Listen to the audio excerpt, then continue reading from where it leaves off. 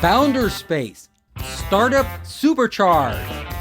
I'm Captain Hoff, CEO of Founder Space, the leading global startup accelerator. I'm also author of the award-winning books, Make Elephants Fly, Surviving a Startup, and The 5 Forces.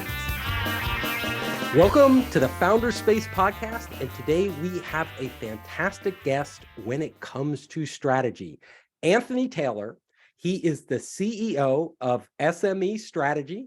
He is also a well-known podcast host and an author, and Anthony is going to be here today talking with us about the things you need to know when you are doing your team building, your strategic planning, the tools you use, everything about running your company. Anthony, welcome to the show. What's up, Steve? Super happy to be here and just appreciate it. I'm stoked.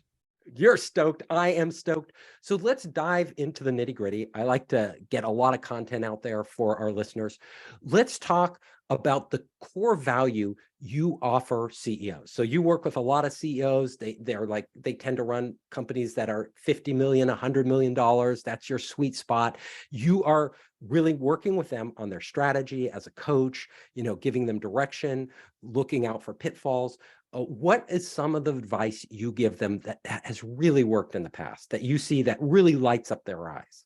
Yeah, I think one of the biggest things when I speak to these people initially is this idea of the multiple destination trap. They've grown, they've got into this next space of their business, and their leadership team might be moving in different directions. They have so many opportunities. They've outbuilt some of their systems. They are soon to outbuild some of their systems. And what we provide as a company and what I provide as an advisor and partner is just triaging through that stuff, sifting through the noise, and really helping them get to that one destination. Have everybody clear about where they're going, prioritize what they need to do to get there, and help compartmentalize all of the thoughts and stuff in their brain. And so I've been doing that for 11 years now, work with small businesses, Fortune 100, and across Canada, US, and around the world. So we're really got a big impact. So great. So what are some of the big problems you've seen? A lot of these companies, they're growing. What barriers are keeping them from getting to the next level? And how do you step in and really help them over those?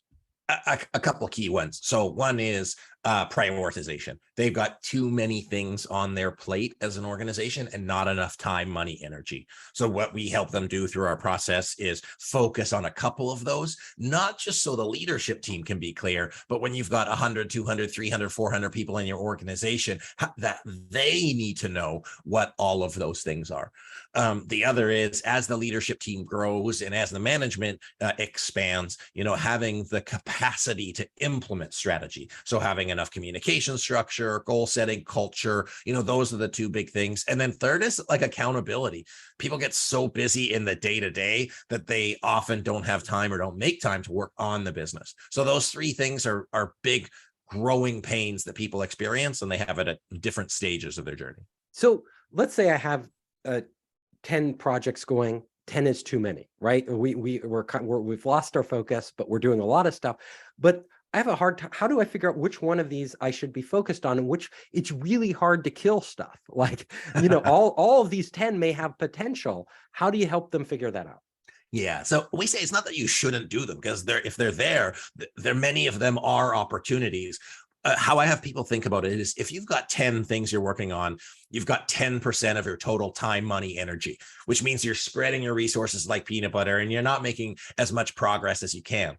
Plus there's switching cost. So you decrease your total opportunity. So we say focus on 3, get them done, move it forward. 2 ways to look at that. One is get clear on where you want to be. So we look at long-term vision when we do that and say, hey, what are these things going to help you get there or not? The other is focusing on it through the lens of risk. If this is where I am and this is where I want to get to, what are the things in the middle that are going to get in the way, and use the risks or the gap to inform how I prioritize. Focused on the most important things first, so you can get kind of greater leverage as you move on. So yes, new market growth might be super important, but you can't do that if you don't focus on your manufacturing capacity. Or yes, you want to enter I don't know, you want to enter the digital space, but you need to focus on your team communication, or vice versa. So it depends on where you're at, and every company has different challenges. Yeah. So can you give us a few examples of CEOs you've worked with, and you don't have to mention their names if you don't want, but the challenges they've had, the mistakes they've made, and what you've done to actually course correct them? I think CEOs just move fast. So if you're listening to this and you are a CEO, you probably have the experience of needing to be 2 or 3 steps ahead of your people. And you have this big picture vision, and you're thinking long term. In your brain, it's very clear. But when you're communicating it, people don't see the stuff that you've calculated in your head, and you might think they're moving slowly. Well, they just need more of that detail. They don't know all of the work that you had in your head. So there's a disconnect between your leadership team and you. So part of the work that we do with CEOs is recognize that gap, that speed gap, and have them kind of come back and work with the leadership team on that. And that's like the number one thing. If you're listening to this as a management team member, you might have a CEO who's got eyes bigger than their stomach and who's taking on all of the stuff. And then your job is to say, hey, I need to understand more specifically what you mean. So, hey, we're going to grow. Does that mean we're going to grow to 100 million or 300 million? We need to make it explicit. And so a lot of the work we do is working with CEOs, working with the leadership team to bridge that communication, bridge those assumptions so that they can just work better together. The more practical way that I make this joke is I say my version of the kitchen being clean is different than my wife's. And if we have different expectations, we're going to have frustration. So Absolutely. So a lot of what we do is just make things explicit so we reduce frustration. Yeah. And it really helps to have outside people pointing that out, because a lot of times you're in the thick of it, you just can't see it. Exactly. So can you tell us a story about a CEO that totally messed up? Like that, they had a great company, but they just didn't do things right.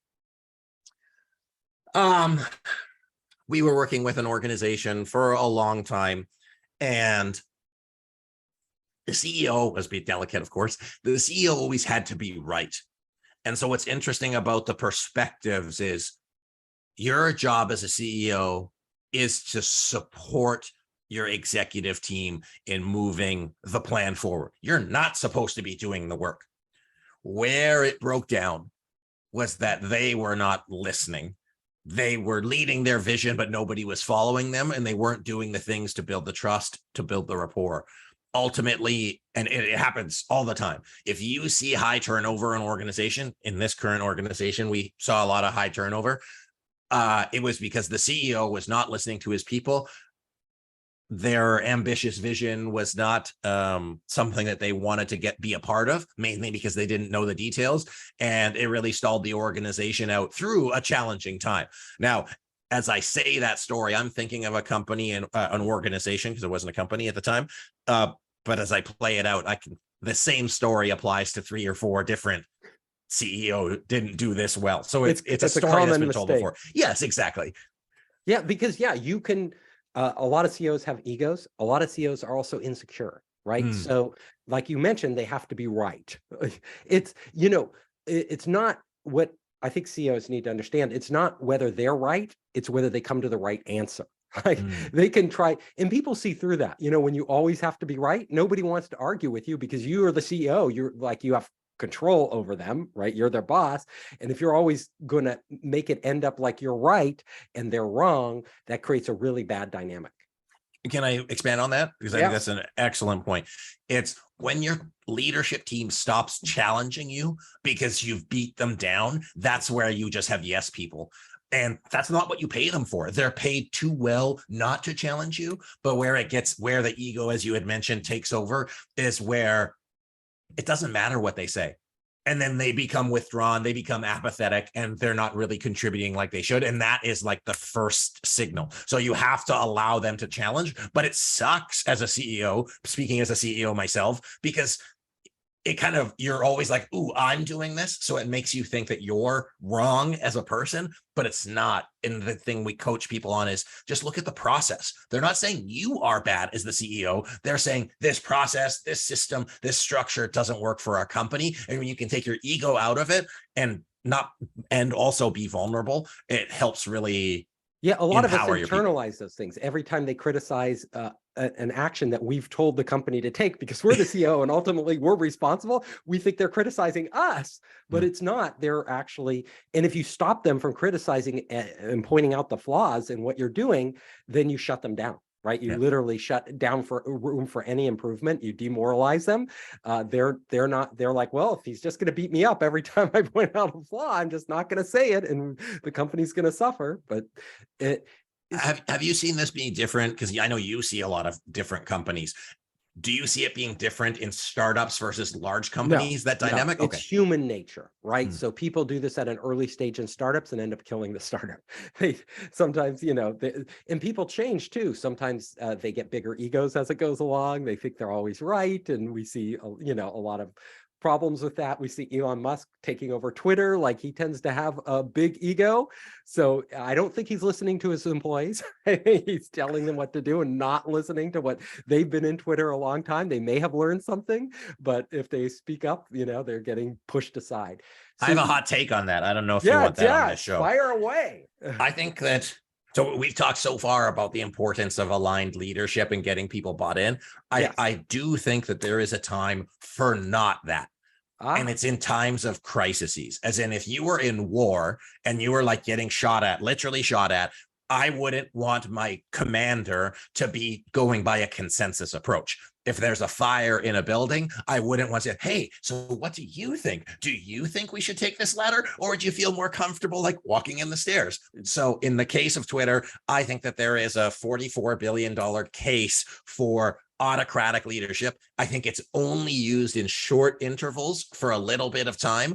But I don't think that Elon is wrong for it, but I think that just there's not only is the world a fishbowl, he is literally running the platform that allows fishbowlness. So he's under a lot of fire. It's very public, but I don't think he's doing the wrong thing, but who knows? We'll see what happens in a couple years. The proof time will tell. But you're right. This is why militaries, they don't, when an order is given, people follow the orders, because if you're in a crisis, if you're under fire, you have to do that. In a company, it's usually not quite that extreme, but you do need somebody to, ultimately the buck stops at the CEO. The CEO has to make decisions, and a lot of times they're tough decisions, and they may even be, like you said, unpopular decisions. That they have to make to get the company to where it needs to be. At the same time, there's a balance between that and actually engaging your employees, setting a vision that they can buy into, right? Telling them, like you were talking about, what's all that stuff in your head about where you need to go. That stuff needs to come out. And there's also this CEO, not everything, even when you're under pressure, even with great military leaders, they have plans. Like they may change their plans in the middle of a battle because things aren't going the way they thought they would, and they have to make, off the cuff decisions about what to do, but they have plans, and you need planning. You can't just be haphazard, like reacting to this and that and the other thing. You need some sort of planning, and that often takes time. And sometimes, even though you think time is so critical, the time you spend planning pays off big dividends. That's what I've seen. So even if you're under fire, a lot of times it's important to step back and say, look, we need to plan our next step. Like we can't just react to what's happening, because we may be reacting in totally the wrong way. You can't afford a misstep. And you can't. And a lot of these things aren't obvious, and you really need to go deep to figure them out. Let's talk about when you engage your employees, how do you really motivate employees? How do you really get the best out of employees? Because, a lot of employees, a lot of CEOs I know, they're frustrated because they feel like their employees aren't doing the right things. They aren't trying hard enough. They aren't doing enough. How can they solve those problems?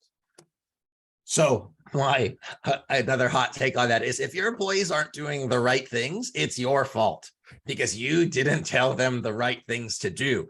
So basically any problem, either you hired them wrong, so it's your fault, or you haven't given them direction, another your fault, or you've given them unclear direction, or you haven't given them the resources. So if your employees are underperforming, it's one way or the other your fault, which to me is extremely empowering because it allows you to do something about it instead of it being, oh, it's their problem.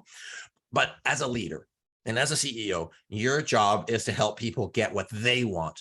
So it's important for you to have your version of success, to ask them what their version of success is and align the two. If you're not going to the same place, then there's no way you could do the right things. But most often people haven't planned out what success looks like or taken the time to understand it. Now, I was watching Welcome to Wrexham, the soccer, okay?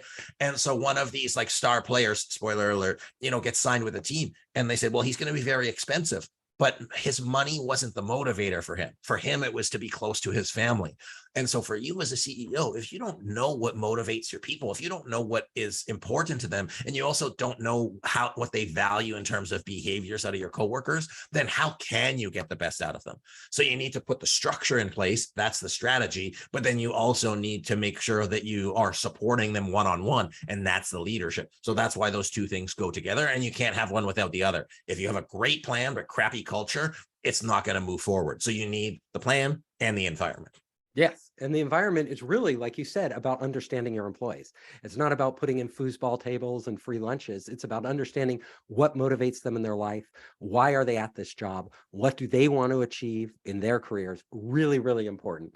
A lot of CEOs don't spend enough time with that, right? Because they're spending all this time, right? They're spending time. They're only thinking about the company. They're not thinking about the people in the company, so CEOs, how many reports do you think a CEO should have? Like, you're the CEO of a company, if you have like companies you work with, they might have 100 employees, they might have 200 employees, more even.